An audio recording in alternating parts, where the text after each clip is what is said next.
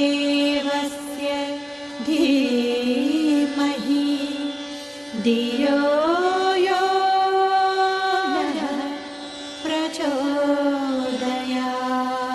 आप सभी को प्रणाम। सूक्ष्मीकरण साधना से उद्भूत शक्ति और प्रवाह परिवर्तन, इसमें परम पूज्य गुरुदेव बता रहे हैं कि सूक्ष्मीकरण साधना का महत्व क्या है, उसके लिए किस स्तर का क्रियाकलाप अपनाना पड़ेगा और उससे उत्पन्न हुई शक्ति को किस दिशा धारा में नियोजित करना पड़ेगा। परम पूज्य गुरुदेव पहले ही बता चुके हैं कि बहुत से कार्य जो स्थूल से संभव नहीं हैं वो सूक्ष्म स्तर पर किए जा सकते हैं, क्योंकि स्थूल की कुछ सीमाएं होती है परंतु सूक्ष्म इन सीमाओं से परे होता है। अतः जो साधना की जा रही है उस साधना को किस दिशा में नियोजित करें और उसके प्रभाव क्या होंगे, इस बारे में परम पूज्य गुरुदेव बता रहे हैं। तो आइए स्वाध्याय शुरू करते हैं। अरविंद ने विलायत से लौटने ही अंग्रेज़ों को भगाने के लिए जो उपाय संभव थे वे सभी किए, पर बात बनती न दिखाई पड़ी। राजाओं को संगठित करके विद्यार्थियों की सेना बनाकर वन पार्टी गठित करके उन्होंने देख लिया कि इतनी सशक्त सरकार के सामने यह छुटपुट प्रयत्न सफल न हो सकेंगे। इसके लिए समान स्तर की सामर्थ्य टक्कर लेने के लिए चाहिए। गांधी जी के सत्याग्रह जैसा समय उन दिनों संभव नहीं था। ऐसी दशा में उन्होंने आत्मशक्ति उत्पन्न करने और उसके द्वारा वातावरण गर्म करने का काम हाथ में लिया। अंग्रेज़ों की पकड़ से अलग हटकर वे पांडिचेरी चले गए और एकांतवास, मौन साधना सहित विशिष्ट तप करने लगे। लोगों की दृष्टि में वह पलायनवाद भी हो सकता था, पर वस्तुतः वैसा था नहीं। सूक्ष्मदर्शियों के अनुसार उसके द्वारा अदृश्य स्तर की प्रचंड ऊर्जा उत्पन्न हुई, वातावरण गर्म हुआ और एक ही समय में देश के अंदर इतने महापुरुष उत्पन्न हुए जिसकी इतिहास में अन्यंतर कहीं भी तुलना नहीं मिलती। राजनीतिक नेता कहीं भी उत्पन्न हो सकते हैं और कोई भी हो सकते हैं, किंतु महापुरुष हर दृष्टि से उच्च स्तरीय होते हैं, जिनका व्यक्तित्व कहीं अधिक ऊंचा होता है। इसलिए जनमानस का उल्लसित आंदोलित करने की क्षमता भी उन्हीं में होती है। 2000 वर्ष की गुलामी में बहुत कुछ गंवा बैठने वाले देश को ऐसे ही कर्णधारों की आवश्यकता थी। वे एक नहीं अनेकों एक ही समय में उत्पन्न हुए, प्रचंड ग्रीष्म में उठते चक्रवातों की तरह। फलतः अरविंद का वह संकल्प कालांतर में ठीक प्रकार संपन्न हुआ जिसे वे अन्य उपायों से पूरा कर सकने में समर्थ नहीं हो पा रहे थे। अध्यात्म विज्ञान के इतिहास में उच्च स्तरीय उपलब्धियों के लिए तप साधना एकमात्र विधान उपचार है। वह सुविधा भरी विलासी रीति नीति अपनाकर संपादित नहीं की जा सकती। एकाग्रता और एकात्मकता संपादित करने के लिए बहुमुखी बाह्य उपचारों में, प्रचार प्रयोजनों में भी निरत नहीं रहा जा सकता। उससे शक्तियाँ बिखरती है। फलतः केंद्रीयकरण का वह प्रयोजन पूरा नहीं हो पाता जो सूर्य किरणों को आतिशी शीशे पर केंद्रित करने की तरह अग्नि उत्पादन जैसी प्रचंडता उत्पन्न कर सके। 18 पुराण लिखते समय व्यास उत्तराखंड की गुफाओं में वसोधरा शिखर के पास चले गए। साथ में लेखन कार्य की सहायता करने के लिए गणेश जी इस शर्त पर रहे कि एक शब्द भी बोले बिना सर्वथा मौन रहेंगे। इतना महत्वपूर्ण कार्य इससे कम में संभव नहीं हो सकता था। भारतीय संविधानता संग्राम के दिनों में महर्षि रमन का मौन तप चलता रहा। इसके अलावा भी हिमालय में अनेक उच्च स्तरीय आत्माओं की विशिष्ट तपश्चर्याएँ इसी निमित्त चली। राजनेताओं द्वारा संचालित आंदोलन को सफल बनाने में इस अदृश्य सूत्र संचालन का कितना बड़ा योगदान रहा, इसका स्थूल दृष्टि से अनुमान नहीं लगेगा, किंतु सूक्ष्मदर्शी तथ्यान्वेषी उन रहस्यों को पूरी तरह से जानते हैं और विश्वास करते हैं। इतना बड़ा कार्य, उतना बड़ा उपचार के सिद्धांत को ध्यान में रखते हुए इस बार भी विशिष्ट तपश्चर्या वातावरण के प्रवाह को बदलने और सुधारने के लिए की गई, इसलिए उसका स्तर और स्वरूप कठिन है। आरंभिक दिनों में जो काम धंधे आया वह भी लोकमानस को परिष्कृत करने, जागृत आत्माओं को एक संगठन सूत्र में पिरोने और रचनात्मक गतिविधियों का उत्साह उभारने का था। इतने भर से काम चला जाए तो इसकी व्यवस्था संपन्न लोग अपनी जेब से अथवा दूसरों से मांग जांच कर आसानी से पूर्ण कर लिया करते, और अब तक स्थिति को बदलकर कुछ से कुछ बना लिया गया होता। कईयों ने पूरे जोर शोर से यह प्रयत्न किए भी थे, प्रचारात्मक साधनों के अंबार भी जुटाए हैं, पर उनके बलबूते कुछ ऐसा न बन पड़ा जिसका कारगर प्रभाव हो सके। वस्तु स्थिति को समझाने वाले निर्देशक ने सर्वप्रथम एक ही काम सौंपा। निर्देशक परम पूज्य गुरुदेव यहाँ हमारे पूजनीय वंदनीय दादा गुरु के बारे में कह रहे हैं, जिनका नाम सर्वेश्वरानंद जी है, और वो आज भी हिमालय में वास करते हैं सूक्ष्म शरीर से। उन्होंने ये निर्देश दिया और एक काम सौंपा। 24 साल की गायत्री महापुरुष चरण साधना श्रृंखला का पिछले 30 वर्षों में जो कुछ बन पड़ा उसमें श्रेय है। कमाई की वह हुंडी ही अब तक काम देती रही। अपना व्यक्ति विशेष का, समाज का, संस्कृति का यदि कुछ भला अपने द्वारा बन पड़ा हो तो इन 24 वर्ष के संचित भंडार को खर्च किए जाने की बात ही समझी जा सकती है। उस समय भी मात्र जप संख्या ही पूरी नहीं की गई थी, वरन साथ ही कितने ही अनुबंध, अनुशासन एवं व्रत पालन भी जुड़े हुए थे। जप संख्या तो ज्यों त्यों करके कोई भी खाली समय वाले पूरी कर सकता है, पर विलासी एवं अस्त व्यस्त जीवनचर्या अपनाने वाला कोई व्यक्ति उतनी भरचिन पूजा से कोई बड़ा काम नहीं कर सकता।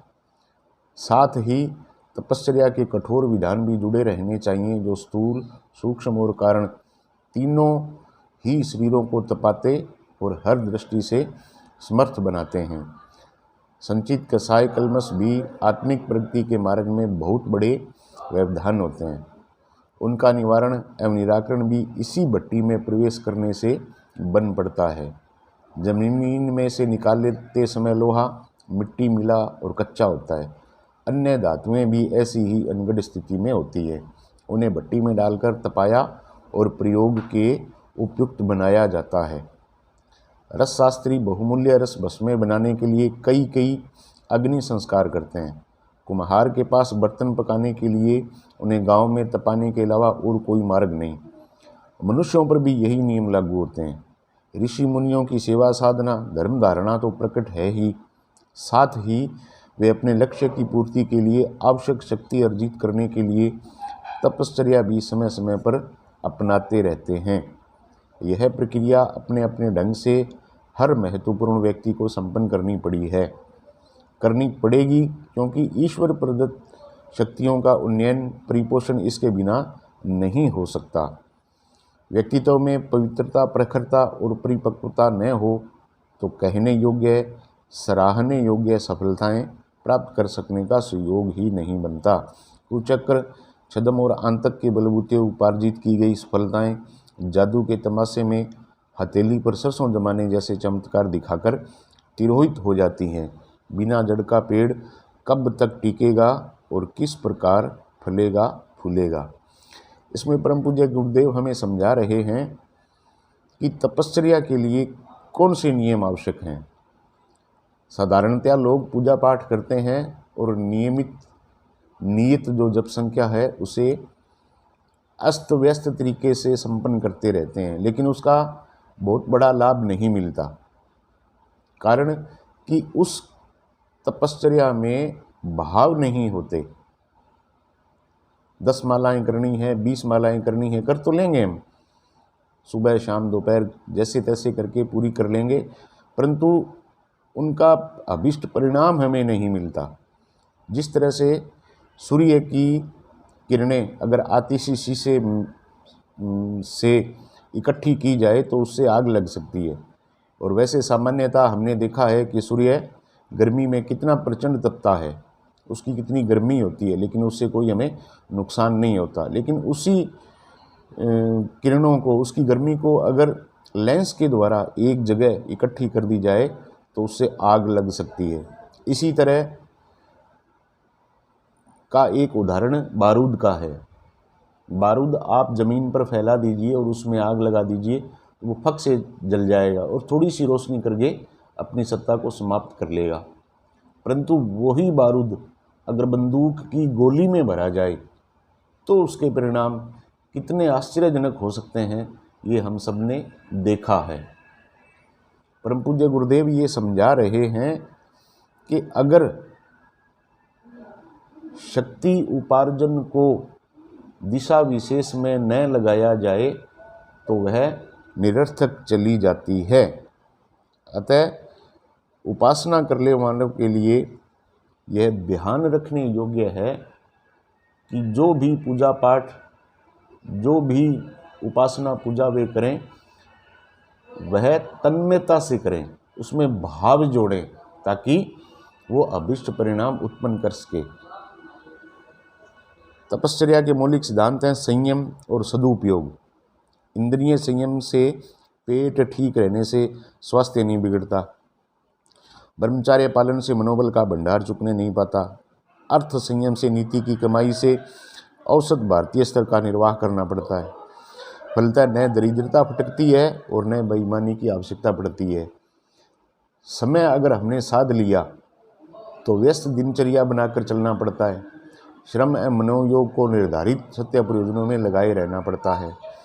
फलतः कुकर्मों के लिए समय ही नहीं बचता। जो बन पड़ता है श्रेष्ठ और सार्थक होता है। विचार संयम से एकात्मकता सदती है। आस्तिकता, आध्यात्मिकवादिता और धार्मिकता का दृष्टिकोण विकसित होता है। भक्ति योग, ज्ञान योग, कर्म योग की साधना सहज सदती रहती है। संयम का अर्थ है बचत। चारों प्रकार का संयम यानी बचत बरतने पर मनुष्य के पास इतनी अधिक सामर्थ्य बची रहती है जिससे परिवार निर्वाह के अलावा महान प्रयोजनों में प्रचुर मात्रा में भली प्रकार लगाया जाता रहे। संयमशीलों को वासना, तृष्णा और अहंता की खाई पाटने में मरना खपना नहीं पड़ता। इसलिए सदुद्देश्यों की दिशा में कदम बढ़ाने की आवश्यकता पड़ने पर व्यस्तता, अभावग्रस्तता, चिंता, समस्या आदि के बहाने नहीं गढ़ने पड़ते। स्वार्थ परमार्थ साथ साथ सदते रहते हैं और हंसती हंसाती हल्की फुल्की जिंदगी जीने का अवसर मिल जाता है।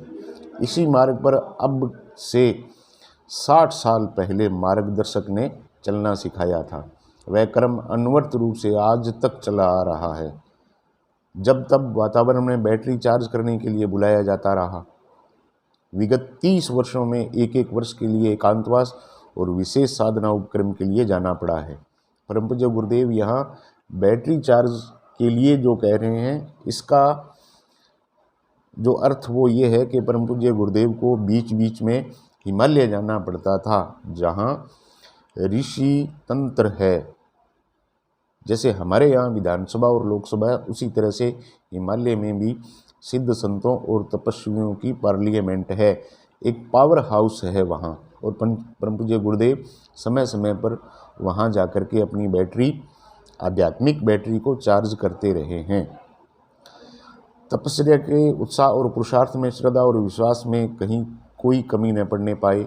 जहाँ कमी पड़ रही हो उसकी भरपाई होती रहे। भागीरथ शिला गंगोत्री में की गई साधना से धरती पर ज्ञान गंगा की, प्रज्ञा अभियान की अवतरण की क्षमता एवं दिशा मिली। इस बार उत्तर काशी के परशुराम आश्रम में वह कुल्हाड़ा उपलब्ध हुआ जिसके सहारे व्यापक अवांछनीयता के प्रति लोकमानस में विक्षोभ एवं आक्रोश उत्पन्न किया जा सके। पौराणिक परशुराम ने धरती पर से अनेक आतताइयों के अनेक बार सिर काटे थे। कहते हैं 21 बार उन्होंने सिर छेदन किया था। सिर काटना यानी ब्रेन वॉशिंग है। विचार क्रांति एवं प्रज्ञा अभियान में सृजनात्मक ही नहीं सुधारात्मक प्रयोजन भी शामिल हैं। ये दोनों ही उद्देश्य जिस प्रकार जितने व्यापक क्षेत्र में जितनी सफलता के साथ उत्पन्न होते रहे हैं, उनमें न शक्ति कौशल है, न साधनों का चमत्कार, परिस्थितियों का संयोग, यह मात्र तपश्चर्या की सामर्थ्य से ही संपन्न हो सका है। यह जीवनचर्या के अद्यावधि मुदाकाल का विवरण हुआ। वर्तमान में इसी दिशा में एक बड़ी छलांग लगाने के लिए उस शक्ति ने निर्देश दिया है जिस सूत्रधार के इशारों पर कठपुतली की तरह नाचते हुए समूचा जीवन गुजर गया। अब हमें तपश्चर्या की एक नवीन उच्च स्तरीय कक्षा में प्रवेश करना पड़ा है। सर्वसाधारण को तो इतना ही पता है कि हम एकांतवास में हैं, किसी से मिलजुल नहीं रहे। यह जानकारी सर्वथा अधूरी है, क्योंकि जिस व्यक्ति के रोम रोम में कर्मठता, पुरुषार्थ परायणता, नियमितता और व्यवस्था भरी पड़ी हो, वह इस प्रकार का निरर्थक और निष्क्रिय जीवन जी ही नहीं सकता जैसा कि समझा जा रहा है। एकांतवास में हमें पहले की अपेक्षा अधिक श्रम करना पड़ा है, अधिक व्यस्त रहना पड़ा है तथा लोगों से न मिलने की विधा अपनाने पर भी इतनों से ऐसों से संपर्क सूत्र जोड़ना पड़ा जिनके साथ बैठने में ढेरों का ढेरों समय चला जाता है पर मन नहीं भरता। फिर एकांत कैसे हुआ? न मिलने की बात कहाँ बन पड़ी? मात्र कार्यशैली में ही राई रत्ती परिवर्तन हुआ। मिलने जुलने वालों का वर्ग एवं विषय भर बदला। ऐसी दशा में अकर्मण्य और पलायनवाद का दोष ऊपर कहाँ से लद गया? तपस्वी सदा ऐसी ही रीति नीति अपनाते हैं। वे निष्क्रिय दिखते भर हैं, वस्तुतः अत्यधिक व्यस्त रहते हैं। लट्टू जब पूरे वेग से घूमता है तब ऐसा लगता है कि वो स्थिर खड़ा है। उसके घूमने का तो तब पता चलता है जब चाल धीमी पड़ती है और उसका बैलेंस लड़खड़ाने पर वह औंधा गिरने लगता है। आइंस्टीन जिन दिनों अत्यधिक महत्वपूर्ण अणु अनुसंधान में लगे हुए थे, उन दिनों उनकी जीवनचर्या में विशेष प्रकार का परिवर्तन किया गया था। वे भव्य भवन में एकांकी रहते थे। सभी साधन सुविधाएं उस भवन में उपलब्ध थी। साहित्य, प्रयोग उपकरण एवं सेवक सहायक भी थे। वे सभी दूर रखे जाते थे ताकि एकांत में एकाग्रता पूर्वक बन पड़ने वाले चिंतन में कोई व्यवधान उत्पन्न न हो। वे जब तक चाहते नितांत एकांत में सर्वथा एकाकी रहते। कोई उनके कार्य में तनिक भी विक्षेप नहीं कर सकता था। जब वे चाहते घंटी बजाकर नौकर बुलाते और इच्छित वस्तु या व्यक्ति प्राप्त कर लेते। मिलने वाले मात्र कार्ड जमा कर जाते और जब कभी उन्हें बुलाया जाता तब की वे महीनों प्रतीक्षा करते। घनिष्ठता बताकर कोई भी उनके कार्य में विक्षेप नहीं कर सकता था।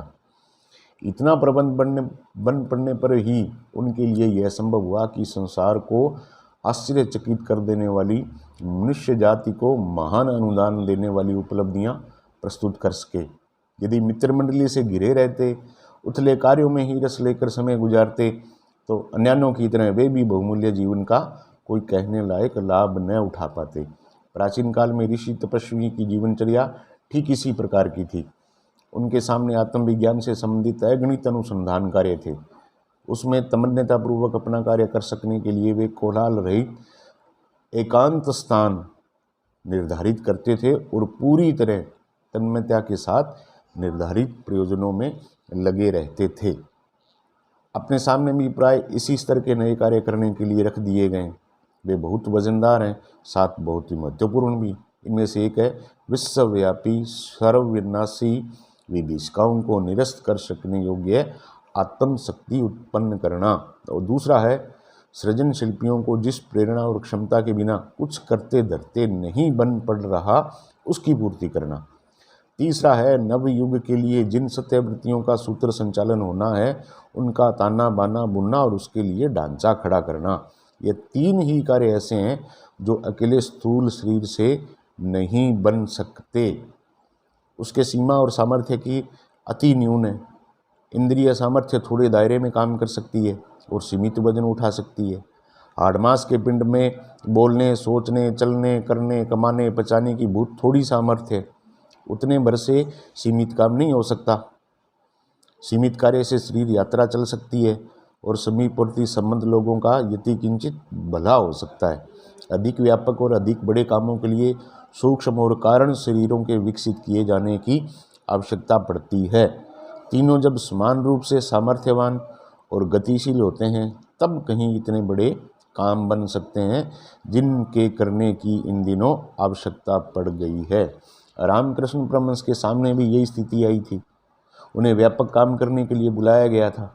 योजना के अनुसार उन्होंने अपनी क्षमता विवेकानंद को सौंप दी थी तथा उन्होंने कार्यक्षेत्र को सरल और सफल बनाने के लिए आवश्यक ताना बाना बुन देने का कार्य संभाला। इतना बड़ा काम वे मात्र स्थूल शरीर के सहारे नहीं कर पा रहे थे, सो उन्होंने उसे निसंकोच छोड़ भी दिया।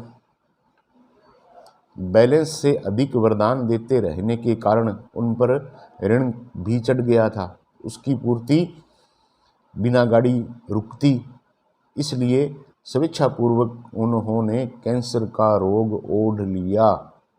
इस प्रकार ऋण मुक्त होकर विवेकानंद के माध्यम से उस कार्य में जुट गए जिसे करने के लिए उनकी निर्देशक सत्ता ने उन्हें संकेत किया था। प्रत्यक्षतः रामकृष्ण तिरोहित हो गए। उनका अभाव खटका, शोक भी बना, पर हुआ वह जो श्रेयकर था। दिवंगत होने के उपरांत उनकी सामर्थ्य 1000 गुनी अधिक बढ़ गई। इसके सहारे इन्होंने देश एवं विश्व में अनेक सत्यवर्तियों का संवर्धन किया। जीवन काल में वे भक्तजनों को थोड़ा बहुत आशीर्वाद देते रहे और एक विवेकानंद को अपना संग्रह सौंपने में समर्थ हुए। पर जब उन्हें सूक्ष्म और कारण शरीर से काम करने का अवसर मिला तो उन्हें पूरे विश्व में इतना काम किया जिसका लेखा जोखा ले सकना सामान्य स्तर की जांच पड़ताल से संभव नहीं है। ईसा की जीवनचर्या भी ऐसी ही है। वे जीवन भर में बहुत दौड़ धूप के उपरांत मात्र 13 शिष्य बना सके। देखा कि स्थूल शरीर की क्षमता से उतना बड़ा काम नहीं हो सकता जितना वे चाहते थे। ऐसी दशा में यही उपयुक्त समझा गया कि सूक्ष्म शरीर का अवलंबन कर संसार भर में ईसाई मिशन फैला दिया जाए। ऐसे परिवर्तनों के समय महापुरुष पिछला हिसाब किताब साफ करने के लिए कष्ट साध्य मृत्यु का वर्णन करते हैं। बहुत बड़ा सूत्र इसमें दे दिया परम पूज्य गुरुदेव ने कि अपना हिसाब किताब वो लंबा हो और उसे कम समय में अगर समेटना हो तो फिर कैंसर, हृदयघात, कोई आकस्मिक बीमारी, कोई आकस्मिक दुर्घटना अपनानी पड़ती है। ईसा का क्रूस पर चढ़ना, सुकरात का विष पीना, कृष्ण को तीर लगना, पांडवों का हिमालय में गलना, गांधी का गोली खाना आदि शंकराचार्य को भगंदर होना, यह बताता है कि अगले महान प्रयोजनों के लिए जिन्हें स्थूल से सूक्ष्म में प्रवेश करना होता है वे उपलब्ध शरीर का इस प्रकार अंत करते हैं जिसे बलिदान स्तर का प्रेरणा प्रदान करने वाला और अपने चलते समय की पवित्रता प्रखरता प्रदान करने वाला कहा जा सके। हमारे साथ भी यही हुआ है, वह आगे होना है।